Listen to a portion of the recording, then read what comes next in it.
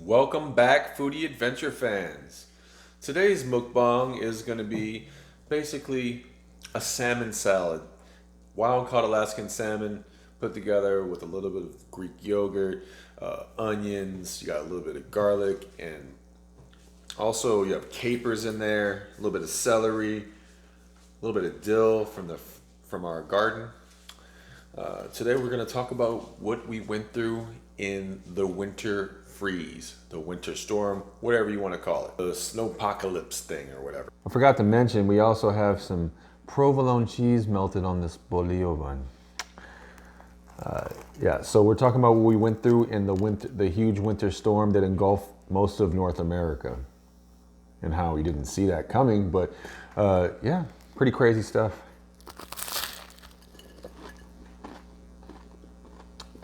This is like a tuna melt, but with like salmon. Very flavorful. Here in the Houston and Louisiana area, we're used to hurricanes, so not really prepared for snowstorms or anything of that sort. I thought it was just going to be cold and we're going to have to take care of our, mainly our pipes, but we had no idea we wouldn't have enough food or water to survive. It's actually a very enlightening experience. So Monday we woke up and we didn't have any water, but we did have power. Yeah, our water wasn't on, but we thought the pipes had burst, but it was actually just a water supply issue within the area. First thing I did was like, let's go to the gas station, like literally like right around the corner from the house. So I didn't want to take a chance driving and then slide everywhere. So I went ahead and just like, I didn't bring any gloves. That was a big mistake because it really would have helped with gripping everything. The ground was slippery. I almost slipped and fell like on the ice. Snow is one thing, but like snow on top of ice is bad for you or your car because you don't know what's there.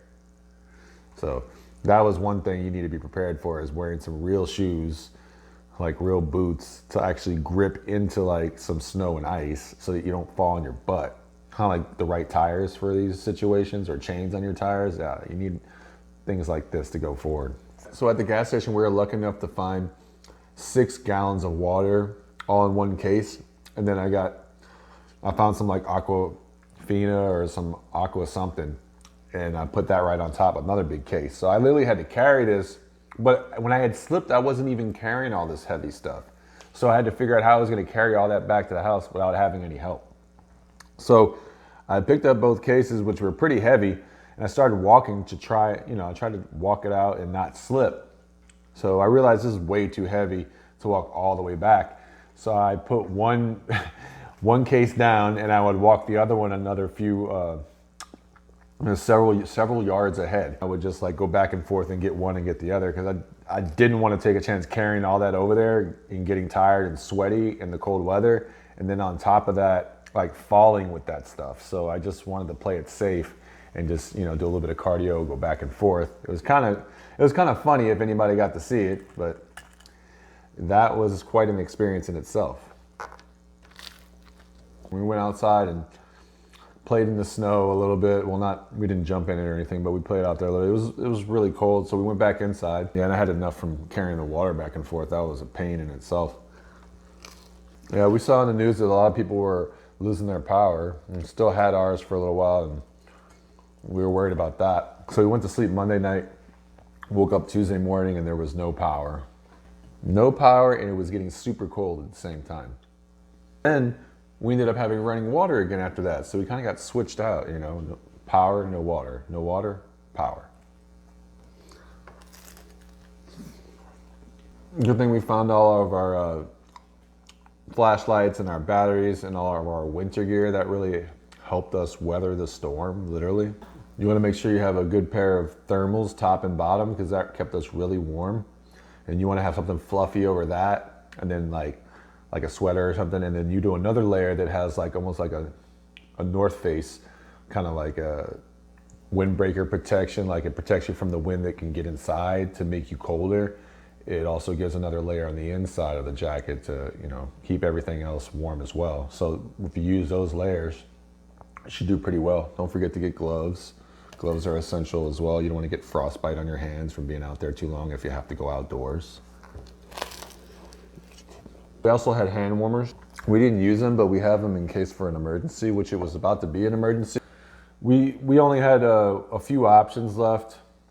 It was a lot of cold air getting into the house, and it was, you know, turning into nightfall, and we were trying to figure out a way where we could stay warm. So we figured if we took the bed from the guest room and threw it in our big old closet, that would be a warm place for us to sleep. I mean, that place was so warm in there while we were trying to get some rest. I think we like drooled. It was so nice in there. Like, I don't usually drool when I go to sleep, but I guess that's how much I was really enjoying it. So that was key. Another key to our survival was actually having HEB open in any kind of facet. Like, they were open to like help us, you know, with this whole situation. Whatever food they had available. They did put us in a line because they didn't want to get overwhelmed and because of COVID and everything. But the line was moving, and it wasn't that long of a wait. And HEB helped us survive this because we wouldn't have the extra food that we would have needed to go forward, the extra water, the charcoal, or extra things that, you know, we might not have had. HEB was there for us in our time of need. I believe Kroger was open too, but everywhere else was closed, including like In-N-Out. They just, like, I guess they didn't have any water or anything in their distribution facility, and it was just like, no In-N-Out for you, boy. You know, it's real when Whataburger's closed. They never close, and they were closed. We had a bunch of stuff in the refrigerator. We just put it out in the back door. No, I'm just joking. We put it in a little ice chest and little big plastic containers and made like cooler out there while it was, you know, frozen temperature. Perfect time to put everything outside while there's no power or electricity, and, you know, put a little bit of ice on top of it, and then bam, you know, you got yourself some cold insulation. We waited in an incredibly long line to eat Cane's because they were actually open when In-N-Out wasn't. Cane's was there. We were staying warm and able to charge our phones, so at the end of the day, all was good. Quite an experience to go through.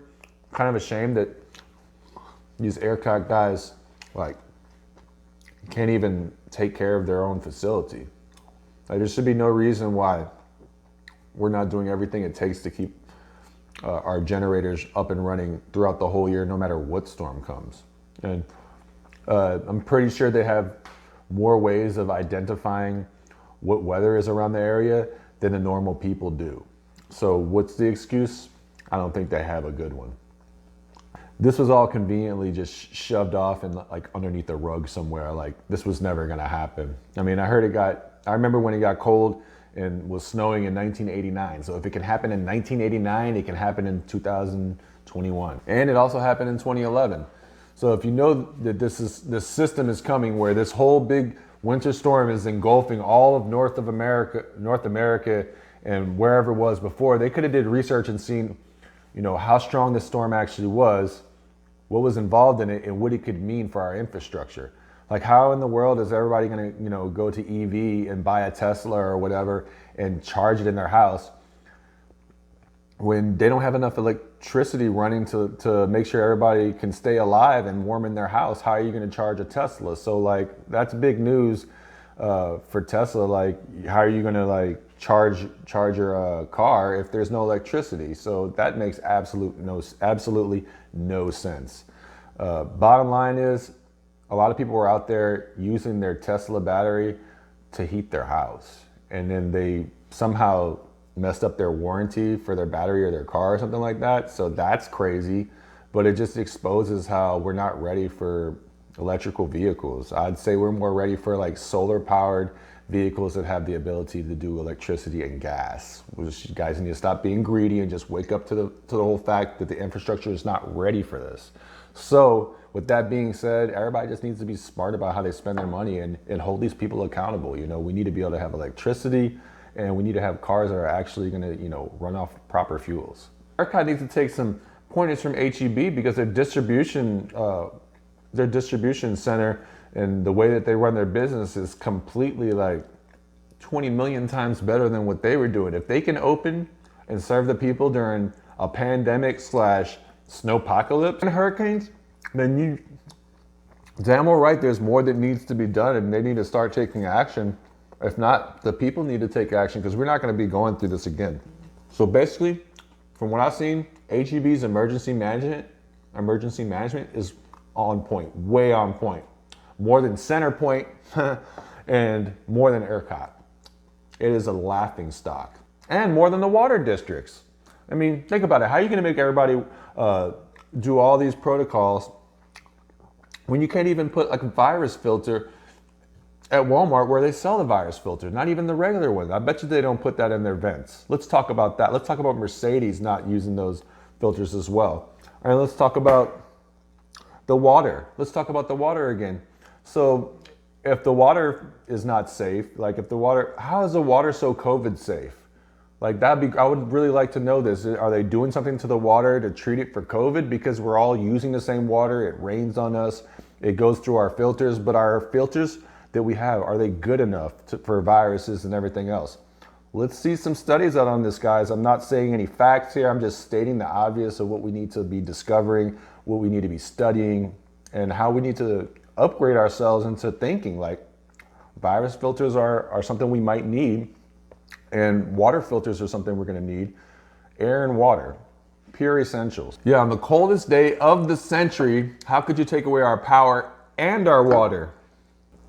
People were dying of hypothermia and carbon monoxide poisoning from having to go in their car and put the heater on, but they don't pull outside the garage because they're thinking it's way colder out there and it's going to be bad for them to go out there, so they just stay in the garage, and then people have died. And this is super dangerous. It's a super serious situation. It definitely needs to be addressed. People were freezing in their homes in Texas. All right, we're going to close this video out.